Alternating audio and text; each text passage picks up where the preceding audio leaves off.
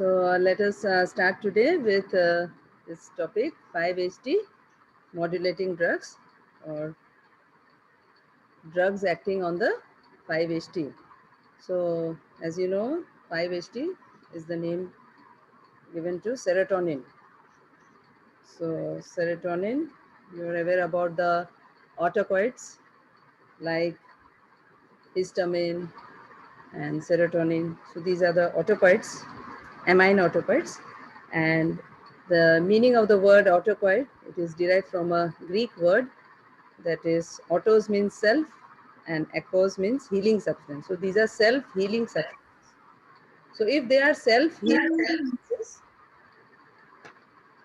self-healing substances, meaning thereby that autocoids, they are the diverse substances which are produced by a wide variety of cells in the body, and they are having intense biological activity, but because they are acting locally at the site of the synthesis, so they are also known as the local hormones.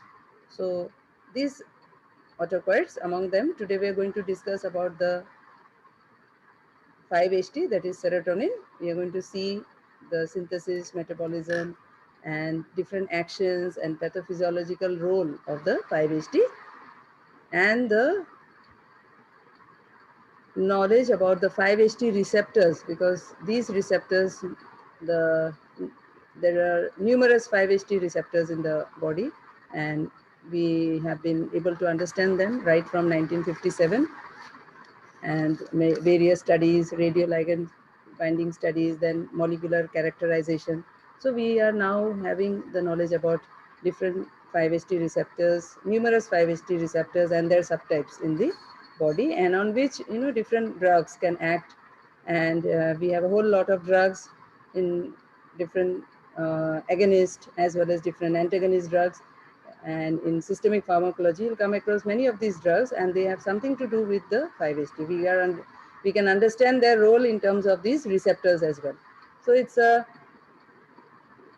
thing that 5-HT receptors and their the upcoming knowledge about the different 5-HT receptors, their subtypes, has improved our knowledge about the different drugs also acting on the 5-HT. So this topic we are going to discuss today, and all the drugs which are modulating the 5-HT. So we are going to discuss today. These are the objectives of 5-HT modulating drugs. Now 5-hydroxytryptamine, that is 5-HT, it was isolated in 1948 and it has great pharmacological interest. We know about serotonin. Serotonin is the name. It was given because of the vasoconstrictor substance which appeared in serum when the blood clotted, and later it was also found in the gastrointestinal tract. So the name enteramine was given to the smooth muscle contracting substance which is present in the enterochromaffin cells of the gut mucosa. So if we see the body content of 5-HT, 90% is present in the enterochromaffin cells of stomach and intestine, whereas the rest is present in platelets and brain. As far as platelets are concerned, platelets, they absorb the 5-HT from the blood plasma. And in the central nervous system, we see that 5-HT cannot cross the blood-brain barrier. Therefore, the central nervous system effects are produced by locally synthesized 5-HT.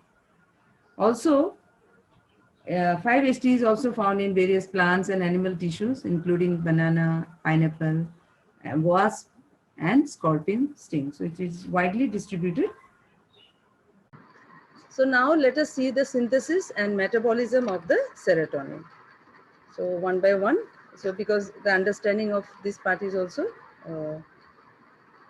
needed, so you can see L-tryptophan. Now L-tryptophan, this is taken up by the enterochromaffin cells in the gut as well as the central nervous system cells, and from this L-tryptophan we are having the 5-HT, 5-hydroxytryptamine, that is the serotonin, and it is acted upon by tryptophan hydroxylase enzyme and the decarboxylase enzyme. So then you are getting the 5-HT. Now there is a very close parallelism. There is a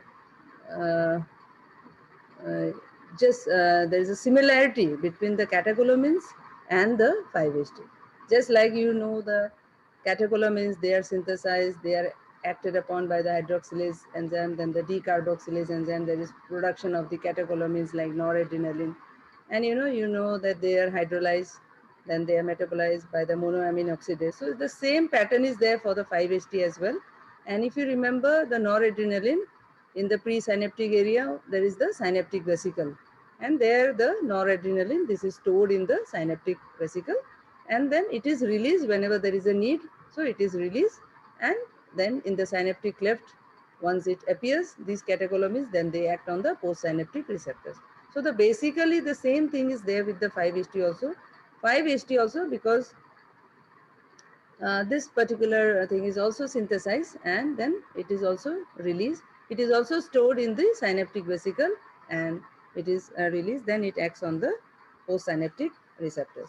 So also there is a mechanism, if you remember the catecholamines, the catecholamines, these are very precious transmitters, neurotransmitters, and they are also, because they're very precious, so what we do is whenever there is a need, it is released, it produces the action, and then there is again a system of reuptake. Those catecholamines are again, there is a mechanism of reuptake back into the presynaptic membrane. So in this reuptake mechanism, if you remember the adrenergic system, these catecholamines, there is a system of some pumps are there. Axonal pump is there and there is a granular pump. So there is uptake one mechanism.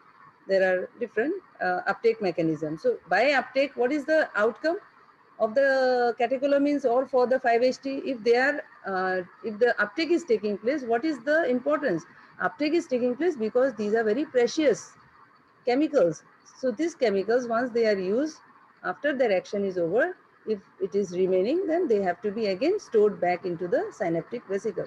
So these pumps which are there within the axonal membrane, and for that matter in the granular membrane, that is the granular membrane is the synaptic vesicle membrane. So in that there is a system of a pump, and these pumps are doing the reuptake and they are again saving these neurotransmitters. So there are different pumps present. So this knowledge of the pump is also very important, because there will be many drugs which will act on this reuptake mechanism, and sometimes they will block this reuptake. If they will block the reuptake, there will be availability of the neurotransmitter in the synaptic cleft, so that it will act on the postsynaptic receptors.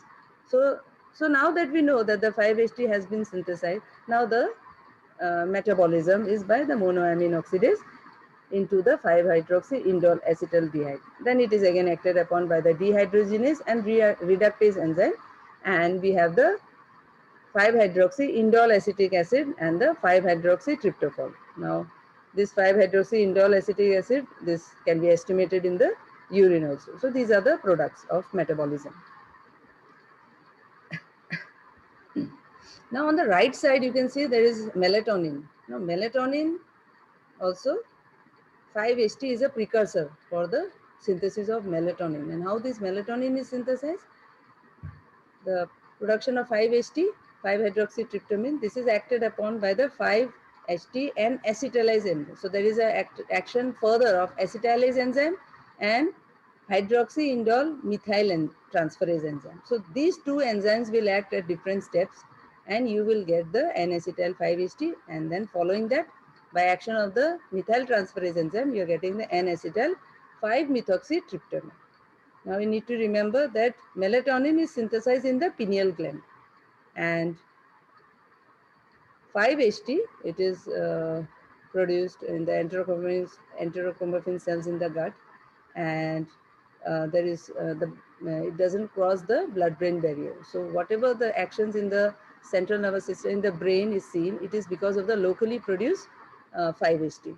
And there is a system that in the pineal gland, there is presence of this N-acetylase and methyl transferase enzyme. So it is responsible. So melatonin is produced preferentially in the pineal gland, and this production is because of the presence of these two enzymes in the pineal gland. And we know pineal gland and this melatonin is regulating the biological clock and sleep-wake cycle. So a lot of studies and lot of interest is being generated on the melatonin, and we are having different drugs also. So this is regarding the synthesis and metabolism of the serotonin.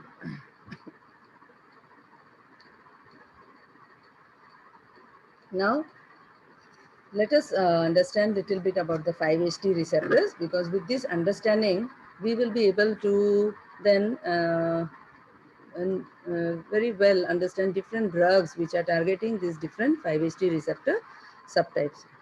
So initially, we need to know the name of the scientists, Gadam and Picarelli, who in 1957, they were the people who worked on this 5-HT receptors. They were able to classify the 5-HT receptors into two broad classes, that is the musculotropic, D type, and the neurotropic, that is the M type of the serotonin receptors, 5-HT receptors. And during this, they were also differentiated into high affinity, low affinity for the 5-HT receptor, 5-HT. So in this way also there was different classification. So there was musculotropic, neurotropic receptors. Then later they were classified into high affinity, low affinity receptors based on the radioligand binding studies. And then present system of classification is based on the molecular characterization and your genetic engineering. So cloning of the receptor DNAs. So in this way, molecular characterization, we have a present classification, and this present classification is broadly based on 4 families of the 5-HT receptors. That is 5-HT1 receptor, 5-HT2, 5-HT3, and 5-HT4 to 7 receptors.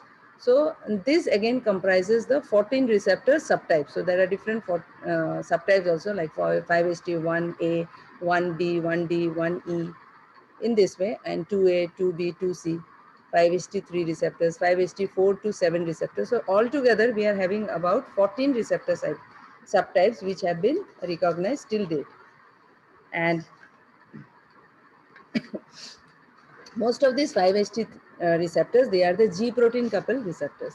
Now, different categories of receptors are there. So these are the 5-HT4 receptors are G protein coupled receptors basically, except 5-HT3 receptor, which is a ligand gated cationic channel. So different types of receptors are there. Most of them 5-HT receptors are G protein coupled receptors, except 5-HT3, which is a ligand gated cation channel. Now, quickly we will see that what are these 5-HT1 receptors. 5-HT1 receptors are basically, these are the autoreceptors in the brain, and they will inhibit the serotonergic neural activity. So they will act as inhibitors, autoreceptors, presynaptic presence of the autoreceptor. So 5-HT1A, these are present in the raphe nuclei and hippocampus. And there is a drug, buspirone. Buspirone is a new category of the anti-anxiety drug. We have benzodiazepines, which are anti-anxiety drug, but buspirone is another category of the anti-anxiety drug, which acts via the 5-HT1A receptor. So at least just remember the name of the drug. Then we have 5-HT2A receptor, and previously this 5-HT2A receptor, they were known as the D-type receptor. I told you about the musculotropic receptor and the neurotropic receptor. The musculotropic receptor was also known as the D-type receptor, and the neurotropic receptor was known as the M-type receptor. So this D-type receptor, they have most important post-junctional activity, and they mediate the actions of 5-HT, like the action on the vascular smooth muscle and the visceral smooth muscle contraction, as well as the platelet aggregation. And ketanserin, remember the drug ketanserin? Ketanserin is a drug which acts on the 5-HT2A. Then we have, and 5-HT1 I have told about buspirone. There is another drug, sumatriptan. Sumatriptan is a drug which is used in treatment of acute attack of migraine.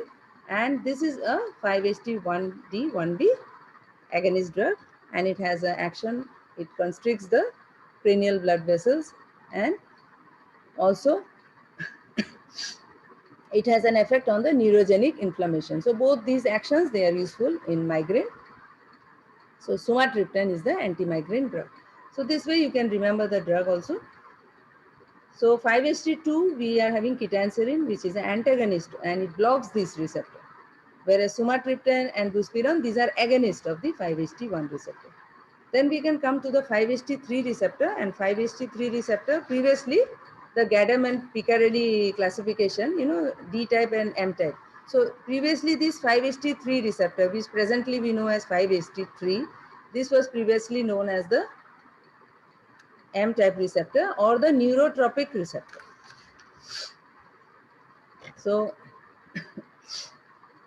it depolarizes the neurons, and it elicits reflexes of the 5-HT in terms of the emesis, so in the vomiting or in the gut peristalsis, in causing certain reflexes due to this action of 5-HT, like the bradycardia, hypotension, and apnea. So this is also known as a Basal-Jarris reflex, which is seen with particularly as action of 5-HT. So this action can also be explained. Ondansetron is a drug which is acting as a blocker of the 5-HT3 receptor. So ondansetron is a drug which is used as an antiemetic drug, especially for the chemotherapy, cancer chemotherapy induced vomiting, and the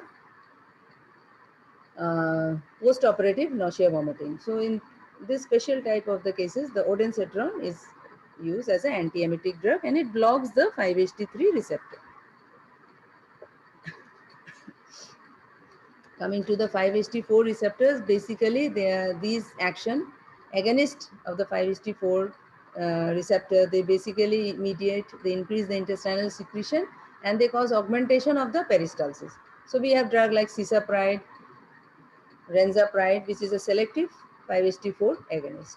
So in this way, I think at least an idea about the different 5-HT. We have already spoken that there are about 14 receptor subtypes.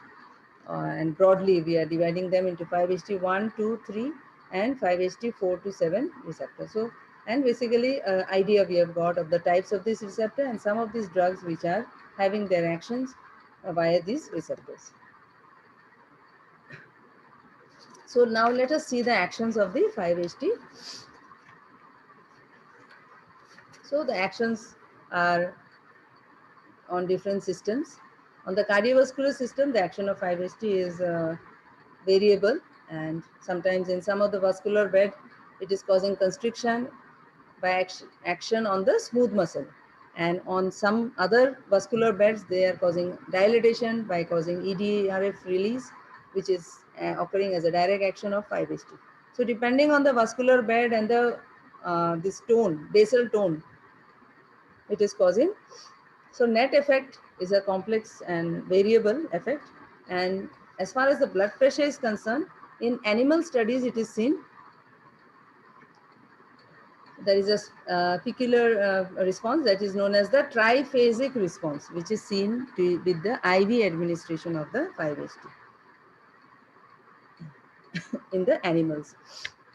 In this triphasic response, that is when you are doing the blood pressure recording. So this triphasic response, initially there is a sharp fall in the blood pressure, then there is a rise in the blood pressure, and followed by a prolonged fall in the blood pressure. The sharp fall in the blood pressure, which is seen initially, this is because of the coronary reflex, chemoreflex. Then there is a sharp rise in the blood pressure. This is the second phase. This rise is because of the vasoconstriction and increase in cardiac output. And there is a followed by prolonged fall in the blood pressure. This is because of later on there is the vasodilatation and extravasation of the fluid. So you get a triphasic response as far as blood pressure is concerned. This is based on the IV administration of 5-HT in the animals. Then I told you something about the Basal-Jarris reflex. Just now I told you that there is bradycardia, 5-HT3 you can see. You can see the M type of the receptor causing bradycardia, transient hypotension, and apnea. This basically is the Basal-Jarris reflex, which is occurring because of the action of the 5-HT on the vagal afferent nerve endings in the coronary bed. This is leading to a system, symptom of the Basal-Jarris reflex, which is characterized by bradycardia, hypotension, and apnea.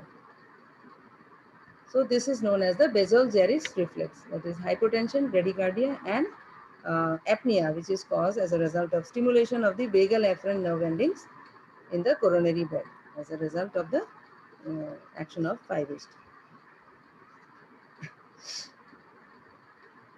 So this is the action as far as the action on the cardiovascular system is concerned. Now in the smooth muscle, it is a potent stimulator of the gastrointestinal tract. The peristalsis is increased, so diarrhea can take place, and it also constricts the bronchi. And there are different receptors.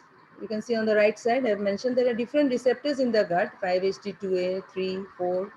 These receptors, they have actions on the gut, like the 5-HT2A responsible for contraction. 5-HT3, we are having the release of the 5-HT from the enterochromaffin cells. So, 5-HT3 antagonists, what they are going to do, they're going to block the release of the 5-HT and their role in emesis.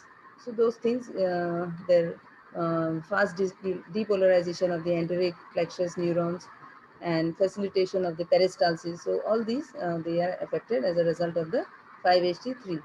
5-HT4, more we are getting drugs like cisapride, renzapride, which are again acting as agonist of the 5-HT4. And you know very well, these are drugs acting as prokinetic drugs. So prokinetic drugs are those drugs which are enhancing the peristalsis, increasing the intestinal secretion, and causing lower esophageal sphincter contraction. So this is the 5-HT4 action. So this is the action as far as the action in the gastrointestinal tract and on the smooth muscles. Also, it can constrict the bronchi.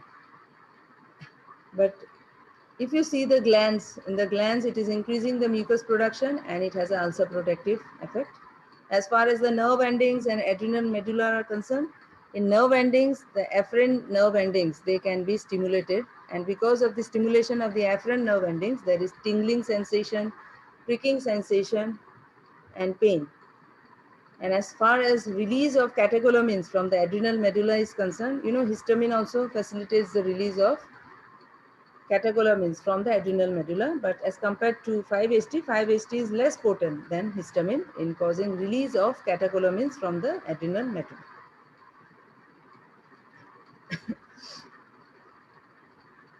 In respiration, it causes a brief stimulation of respiration and there is hyperventilation, which is a usual response of the 5-HT. So there is hyperventilation. But in high doses, it can lead to a state that is apnea. Apnea can take place. And transient apnea can take place because of the coronary chemoreflex. As far as platelets are concerned, 5-HT acts as a weak aggregator of the platelets, and this action of the on the platelets is because of the action on the 5-HT2A receptor. As far as central nervous system is concerned, if you inject intravenous injection of the 5-HT, it will not cross the blood-brain barrier. So it will have poor central effects. So how the actions on the central nervous system is produced? You can give a direct injection in the brain, and if you give a direct injection in the brain, it is seen that it causes sleepiness. There is change in the body temperature, appetite, and there is also a change in the behavior. So these effects are seen as a direct effect on the central nervous system.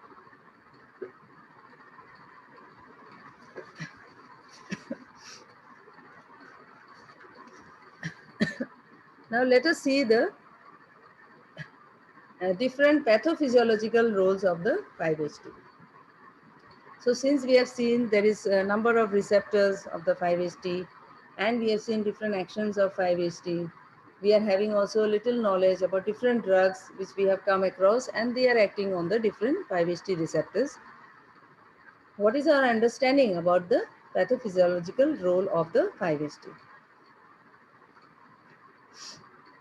The first role we can understand is as a neurotransmitter, and 5-HT has been seen in the cells containing the brain cells which are containing 5-HT. It has been seen that they are present in the Raphe nucleus of the brainstem, and also they are also present in the substantia nigra.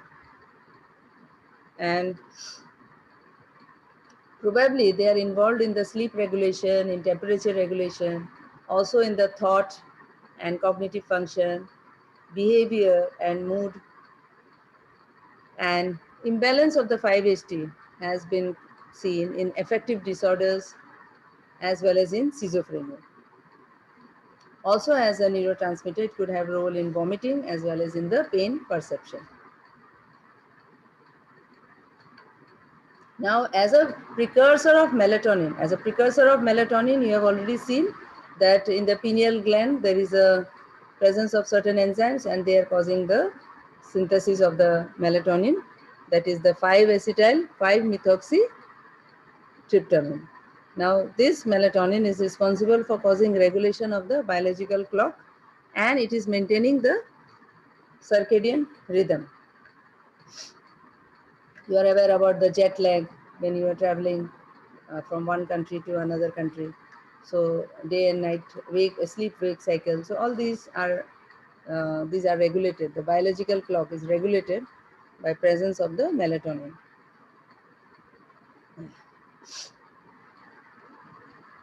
Now in neuroendocrine function. In neuroendocrine function, it has been seen that the hypothalamic neurons, which are releasing the anterior pituitary hormones, these are also they are being regulated by the serotonergic. They are having some serotonergic influence. Then nausea and vomiting. In nausea and vomiting, especially emesis, which is occurring due to the cytotoxic drugs like anti-cancer drugs like cisplatin, and also the nausea vomiting, which is occurring because of the radiotherapy.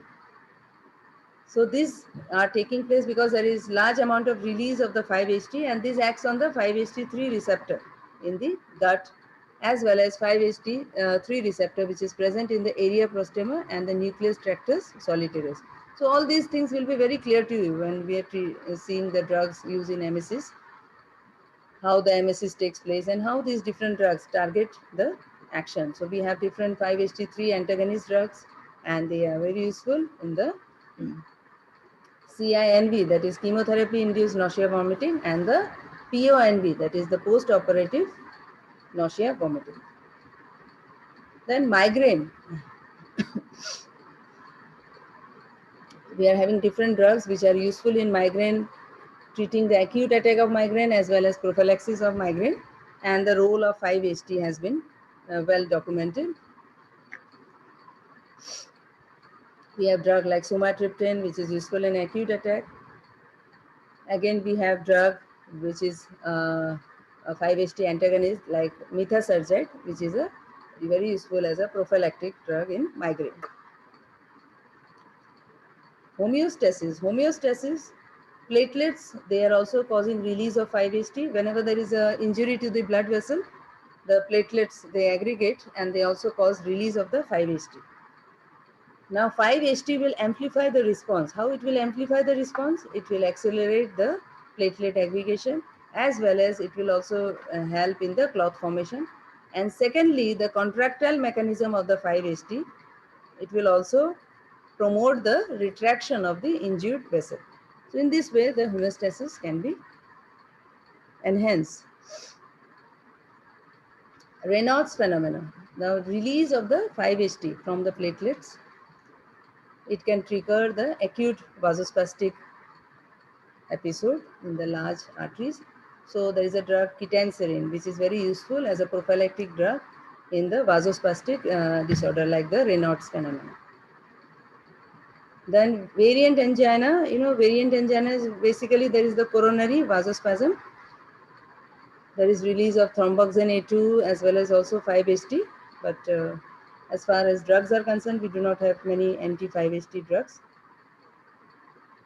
in this particular condition. But the role of 5-HT has been seen. In hypertension, we have ketanserin, which is having antihypertensive property. And also 5-HT has been linked to there is preeclampsia, and in preeclampsia, there is the rise in the blood pressure. The role of 5-HT has been related, has been seen. So in this connection, the role in the blood pressure has been correlated. In intestinal motility, the enterochromaffin cells in the gastrointestinal tract, they are secreting the 5-HT and they are also regulating the peristalsis. So intestinal motility is hastened. And last but not the least, carcinoid syndrome. Carcinoid syndrome, this is a tumor, and in this tumor, there is massive production of the 5-HT. Because of massive production of 5-HT, what we are getting? We are getting bowel hypermotility, and there is also the bronchoconstriction. This is all taking place because of the massive release of the 5-HT. So these are the different areas where the role of 5-HT has been well seen. And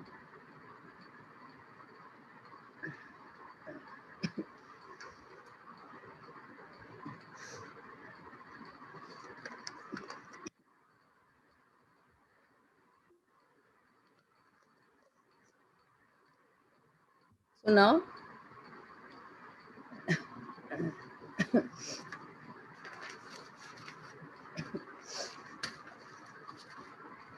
coming to the drugs which are modulating the 5-HT. So with this background understanding about the 5-HT, let us see the different drugs which are affecting the 5-HT system. So we have a 5-HT precursor, tryptophan, and 5-HT precursor tryptophan, this will increase the synthesis of the 5-HT in the brain. Synthesis inhibitor, now this is p-chlorophenylalanine. This is having more of the experimental use. It will inhibit the synthesis and it will reduce the effects of the 5-HT. This is having more of the experimental use. But therapeutically useful drugs, we have uptake inhibitors. Uptake inhibitor, I have already told you that the uptake mechanism of 5-HT is somewhere similar to the uptake mechanism of the noradrenaline. And if you are aware about uptake 1 mechanisms, uptake 2 mechanisms, then granular uptake, these are different uptake mechanisms which are taking place in the presynaptic neuron. So same like that, we have tricyclic antidepressants and we have selective serotonin reuptake inhibitors like fluoxetine, sertraline. All these, they are inhibiting the uptake of the 5-HT. So if the uptake of the 5-HT is inhibited, what you are getting, what is the result you are getting? In the synaptic cleft, you know that presynaptic neuron, you are getting release of the 5-HT, which is coming to the synaptic cleft, and then you get the postsynaptic receptors, it produces the action. Now in the synaptic cleft, if there is the increase in the level of 5-HT, now this will be useful in the depression, because in depression what is happening, there is the deficiency of the noradrenaline as well as other neurotransmitters like the 5-HT. So the levels of 5-HT can be enhanced by giving the uptake inhibitors. So these uptake inhibitors, they are very useful in the treatment. These are therapeutically useful drugs and they are useful in the treatment of depression.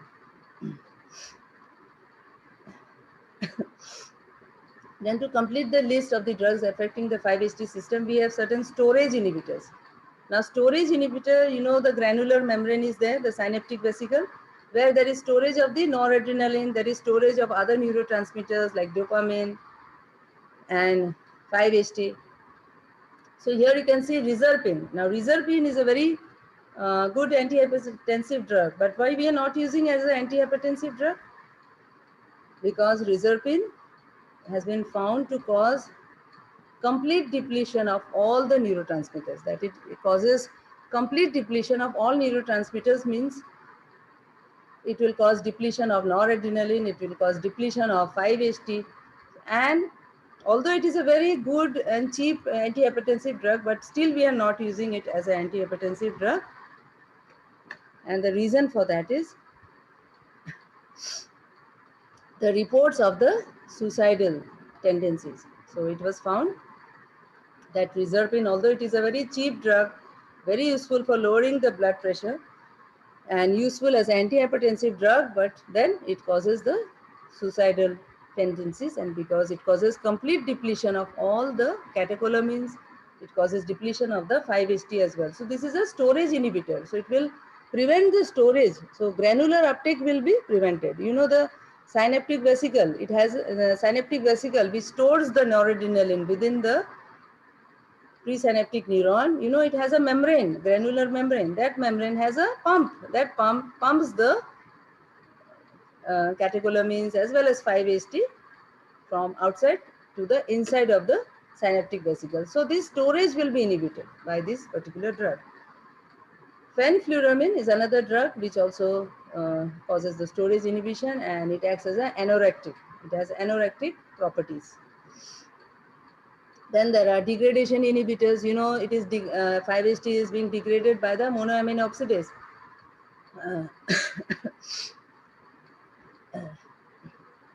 We have non-selective MAO inhibitors like prenylcypromine, and we have selective MAO inhibitor, MAO-A inhibitor like clorgelin. So these drugs, they will cause the inhibition of the degradation of the 5-HT. So what will happen? The level of the 5-HT will be elevated by, if you are preventing the degradation, level of 5-HT will increase. And this is another drug which causes neuronal degeneration. This is the 5,6 dihydroxytryptamine. What it causes? It causes neuronal degeneration, and this is also experimental drug we are using in certain studies. So these are the different drugs which affect the 5-HT system.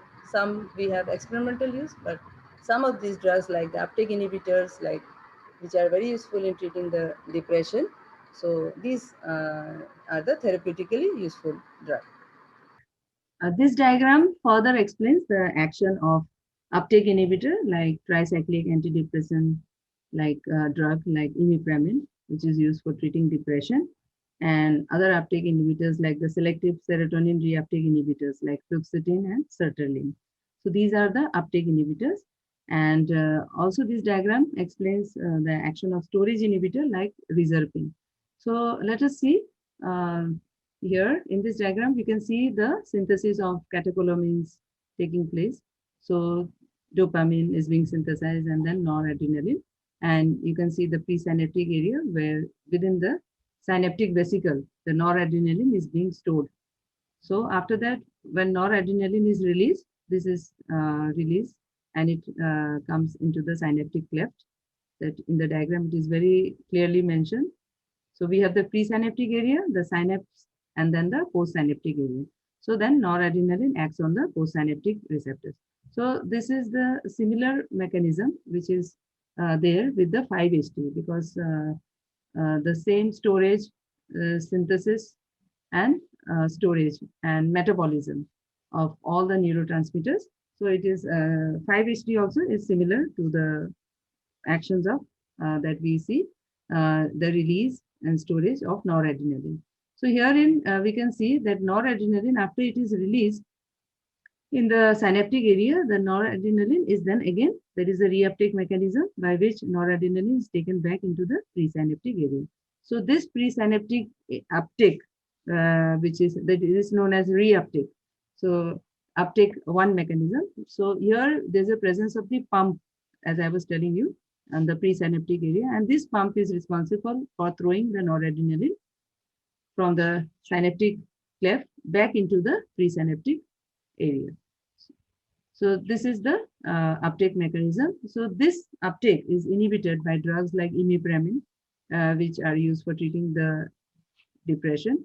So when this uptake is inhibited, so noradrenaline levels in the synaptic cleft will increase, and that will be useful in the treating the depression.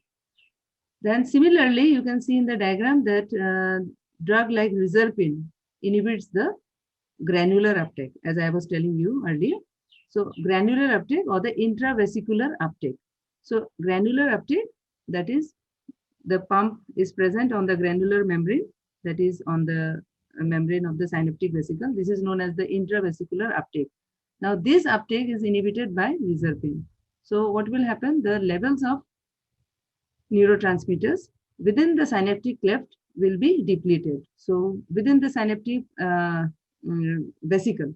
So within the synaptic vesicle, the neurotransmitters which are stored like noradrenaline, dopamine, or for that matter 5-HT. So there will be complete depletion of the neurotransmitter within the synaptic vesicle because of blockade of the intravesical uptake, or this is also known as the granular uptake, because the synaptic vesicle is also known as the the membrane is also known as the granular membrane. So there are pumps present on the granular membrane which are responsible for throwing the neurotransmitter from the exoplasm back into the synaptic vesicle. So this particular step is being inhibited by reserpine. Reserpine causes complete depletion of all neurotransmitters, leading to a condition where finally leading to the suicidal tendency. So this explanation can be understood on this basis. Coming to the 5-HT receptor agonist drug. Now these agonist drugs, they are therapeutically useful. We have some drugs which are therapeutically useful among these category of drugs, and some which have some historical importance also. Among this we have lysergic acid diethylamide and this LSD. This particular drug, many of you are aware about the LSD. This is a hallucinogen, and there is a very important historical aspect of, there's a scientist Hoffman, and he died just some years back. He was the scientist who discovered LSD, and if you just go through the net sometimes and just read about the scientist Hoffman, you'll find him very interesting. That this scientist, he actually developed LSD. It is a hallucinogen, no doubt. It has addiction liability, and it is a drug which has been banned now because it causes the neuronal damage. But if you see the last words of Hoffman, who is the scientist who discovered this particular drug, it is a quite emotional words he had spoken. And I still remember those words when I just went through this article. He said that he actually discovered the LSD. He thought it would be very useful to the mankind. And he thought this was a very big contribution. But this is a hallucinogen, no doubt. It has addiction liability, and it caused neuronal damage. And many young people in Europe, when they developed this addiction, there was the brain damage. So this actually got a lot of bad reputation. But the last words of this particular scientist was he actually wanted that this drug should be useful for the mankind. Especially he thought it would be useful in the terminal stages of cancer pain. So in that way, so his words, and if you go through the net and if you see the story of Hoffman, you will find it very interesting that a person's contribution, how he discovers this drug and he gives it to mankind, and then how it gets, it actually backfires. But now this is a drug, lysergic acid diethylamide. It is a drug which is a banned drug, but we need to remember the historical aspect of this drug, and it is a non-selective, it is having a non-selective action, and it is a 5-HT receptor agonist drug, and it is a hallucinogen. So this is the interesting part of this LSD. Now, there are drugs which are therapeutically useful drugs like azapirons. Azapirons like buspirone, japipirone, ipsapirone, these are 5-HT1A partial agonistic drugs, and these are having, they are new drugs, new novel mechanisms they are having, and they are anti-anxiety drugs. Then there is 8-hydroxydipropylamine tetraline. This is also a selective agonist drug, and it's also having some experimental use. In therapeutically useful drug, we are having azapirones, which are anti-anxiety drugs. Then we are having sumatriptan, the triptans, which are useful drugs.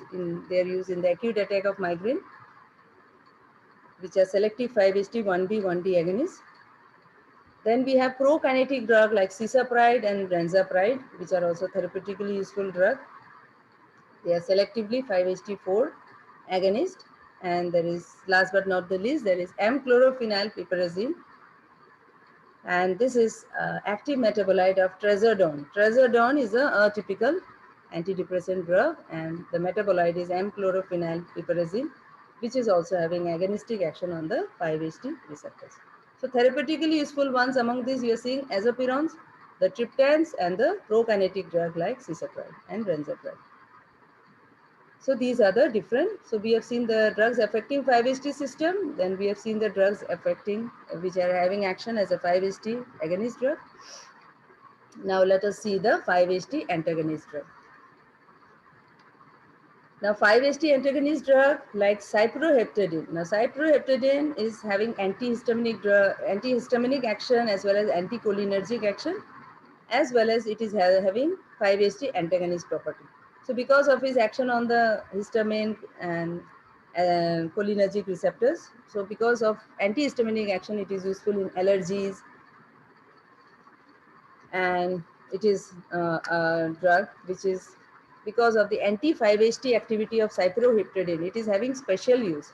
It is having special use in controlling the intestinal manifestation of carcinoid syndrome. Remember carcinoid syndrome, I told you that there is hypermotility because massive release of 5-HT takes place. So how you will antagonize it? You can give the cyproheptadine, which will antagonize the intestinal manifestation of carcinoid syndrome and post-gastrectomy dumping syndrome.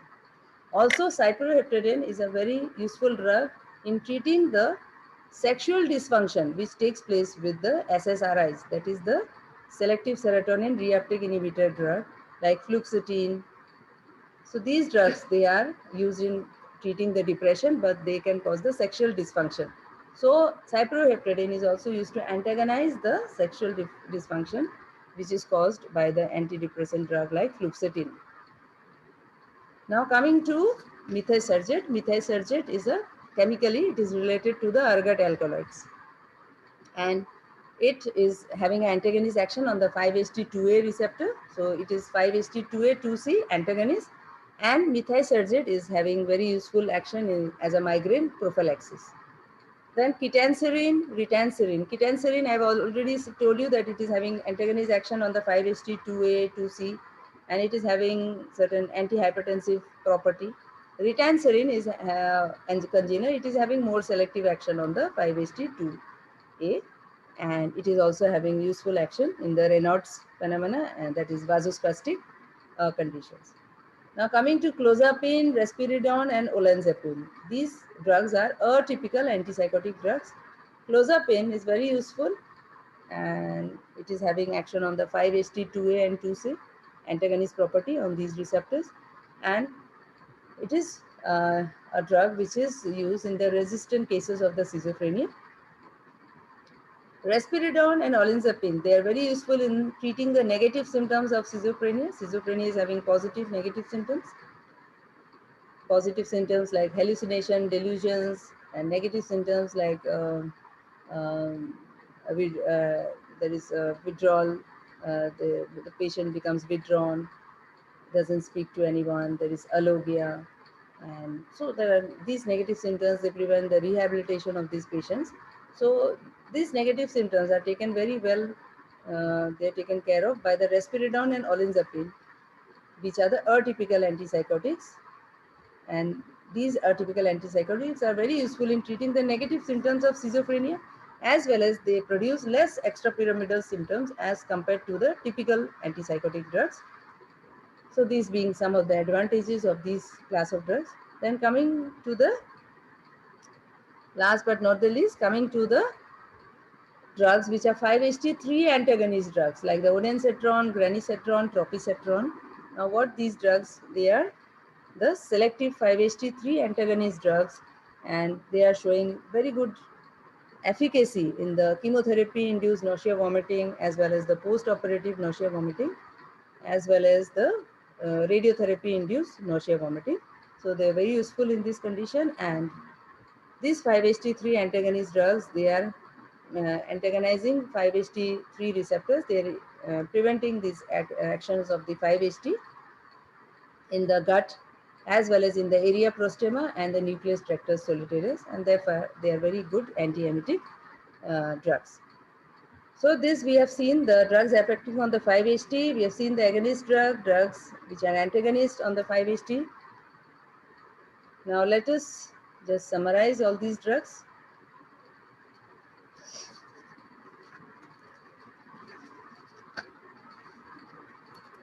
So we have seen drugs which are agonist drugs like sumatriptan, which is a 5-HT 1B1D agonist, and it is very useful in acute migraine. And buspirone, we know these are the azapirons, and this is a new class of the anti-anxiety drugs, which is a partial agonistic action on the 5-HT1A. And lorcaserin, this is a new drug which is having agonistic action on the 5-HT2C, and it is used as a for reducing the weight. Lorcaserin, this is also having action on the 5-HT. Now, as far as the antagonists are concerned, I've already spoken about the cyproheptadine. We have already seen that besides 5-HT2 action, cyproheptadine is having, sometimes cyproheptadine has come as a short note also. Then ondansetron has also come as a short note in the undergraduate papers.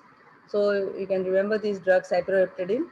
This is having action besides serotonin, it is having action on the histamine. So it is having antihistaminic action. So it is useful in pruritus. It is having anticholinergic action. So it is affecting muscarinic receptors. So it is also having anticholinergic action. So it will also have some anticholinergic side effects like dry mouth, blurring of the vision, all this. And it is used, I've already discussed, it is used in carcinoid syndrome because it will take care of the intestinal symptoms. There is hypermotility because of massive production of 5-HT. So cyproheptadine is very useful in carcinoid tumors, and it is also useful as an appetite stimulant. In children, it is used as an appetite stimulant.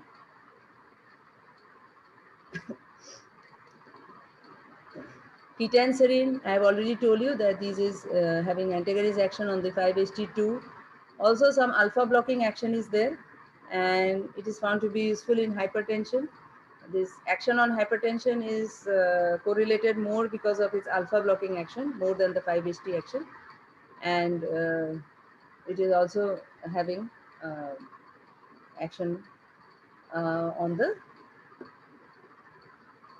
this platelet aggregation, which is promoted by 5-HT. So it will have the anti-aggregatory action on the platelets because it is a 5-HT antagonist drug. Then coming to ondansetron, this is a 5-HT3 antagonist drug. As you know very well, it is a powerful anti-emetic drug. It is used in the special cases in the chemotherapy-induced nausea vomiting, in the post-operative nausea vomiting, in the radiotherapy-induced vomiting. So all these cases, 5-HT3 antagonists will act on the 5-HT3 receptors, and it will prevent the vomiting. Then we have these ergot alkaloids like ergotamine, ergometrin. We have methysergate, which acts as an antagonist, and methysergate is used in the prophylaxis of the migraine. But methysergate has one adverse effect, that is, it causes the retroperitoneal and mediastinal fibrosis. So it is not very much preferred. Then there are other drugs. We have already discussed about antidepressant drugs like fluoxetine, sertraline. They are very useful in depression, treating depression, as well as in chronic neuralgias. And we have also discussed about the antipsychotic drug, atypical antipsychotic drugs like clozapine, risperidone, olanzapine, which are useful in schizophrenia and psychosis. We have seen the role of 5-HT as a neurotransmitter. In the pathophysiological roles, I have already discussed as a neurotransmitter. It could have some role on the cognitive function, on the behavioral pattern, on the mood, as well as on the thought process. So, as you know, schizophrenia and major psychosis, there is it is affecting the thought process. There is hallucination, delusion. So all these symptoms, and antipsychotic drugs like clozapine, risperidone, besides acting on the dopamine, they are also having action on the 5-HT. So the 5-HT action is responsible for the beneficial effects in schizophrenia and in major psychosis in terms of affecting the negative symptoms of schizophrenia, as well as causing less of the extrapyramidal symptoms, because both extrapyramidal symptoms, they take place more with the typical antipsychotic drugs, which are less with the atypical antipsychotic drugs like clozapine and risperidone. So we can understand the role of 5-HT and the how this action on the 5-HT, we can have the agonistic action as well as antagonistic action, and by all these mechanisms, we are having certain therapeutically useful drugs in different conditions, And you will understand it in more detail when in systemic pharmacology in central nervous system, when these drugs are covered, anti-anxiety drugs, antipsychotic drugs, antidepressant drugs. So this will be covered again. And at least few drugs you can remember, like the drug used in migraine, like sumatriptan, is an agonistic drug, whereas we are having on the other side methasergate, which is having the prophylactic use in migraine. And similarly, we are having antagonist drug like sapropterin and ketanserin, and drug which are useful as antiemetic, that is drugs like ondansetron, granisetron. So we'll stop here.